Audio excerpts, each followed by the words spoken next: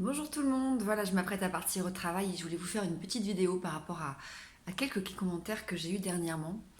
Euh, j'ai de plus en plus de personnes qui arrivent en cabinet en me disant je suis avec un pervers narcissique. Peut-être que vous avez parmi vos amis des gens qui vous disent je suis avec un ou une pervers narcissique. Si c'est le cas, je vous prierai de prendre beaucoup de recul et d'être hyper vigilant. Quelqu'un qui est souvent dans l'emprise de la perversion narcissique et donc sous emprise par définition. Et quelqu'un qui est sous emprise ne sait pas qu'il ou elle est sous emprise. Le principe effectivement de reconnaître qu'on est sous emprise montre que déjà on n'est plus sous emprise. C'est-à-dire quand quelqu'un effectivement arrive en cabinet et dit je suis avec un pervers narcissique, soit il est dans une identification projective, soit il est en train de sortir de l'emprise, soit il est sorti de l'emprise. Le fait est que, de mon constat, et sans porter de généralité, de généraliser sur les situations, c'est que souvent les femmes que j'arrive qui sont sous emprise, ou elles sont tout juste en sortie d'emprise. À aucun moment ces femmes, qui généralement sont avec un homme violent, ou dans la perversion narcissique avait une forme de violence plus psychologique, ne vont accuser l'autre. Jamais elles n'accusent l'autre. Au contraire, elles se responsabilisent parce qu'on les a responsabilisées, parce qu'on les a culpabilisées, elles pensent que c'est elles le problème. Elles croient encore souvent qu'elles ont mal dit, mal fait, qu'elles sont responsables. Et d'ailleurs, ça arrive, excusez-moi, j'ai un truc dans l'œil, une forme destruction de l'estime de soi.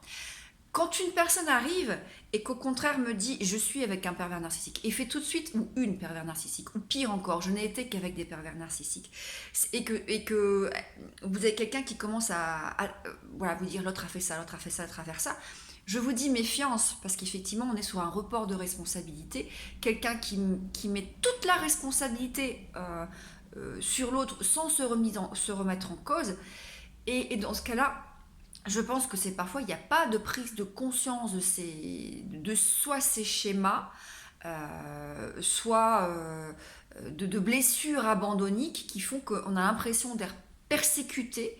Il y a une forme de paranoïa aussi qui laisse penser que c'est l'autre qui est responsable de notre mal-être, quand à un moment donné, c'est certains schémas qui provoquent le mal-être.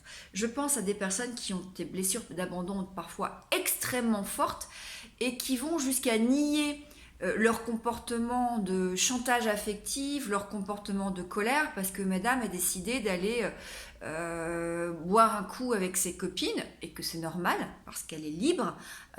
Encore faut-il effectivement qu'il y ait un équilibre. S'il est tout le temps avec ses copines, c'est pas normal.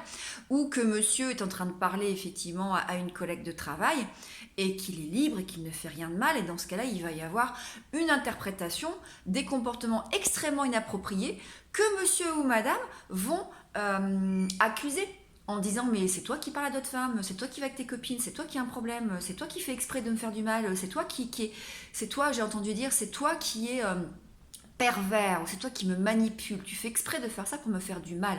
Là où en fait on a quelqu'un qui n'a pas conscience de sa blessure d'abandon et de ses comportements inappropriés. Donc attention, vous savez que je suis quand même spécialisée en violence psychologique et donc je vais changer de main parce que j'ai mal et que donc forcément le phénomène de l'emprise je le connais bien. Quelqu'un qui est sous emprise et dans une relation déséquilibrée, qui est souvent dans la terreur, avec quelqu'un qui est le dessus. Donc si vous êtes dans une relation asymétrique, vous n'êtes pas sous emprise. Quelqu'un qui est sous emprise ne sait pas qu'il est sous emprise. Souvent les proches vont voir clair, la personne ne le voit pas. Et quand on essaie effectivement de lui ouvrir les yeux, elle se dit non, non, vous êtes dans l'erreur. Quelqu'un qui est sous emprise fait un phénomène d'isolement, de la dénigration, de l'humiliation, du chaud et du froid, ce qu'on appelle le gaslighting, qui va décerveler la personne, qui fait qu'elle est dans la confusion permanente parce qu'elle ne sait plus ce qu'elle doit faire.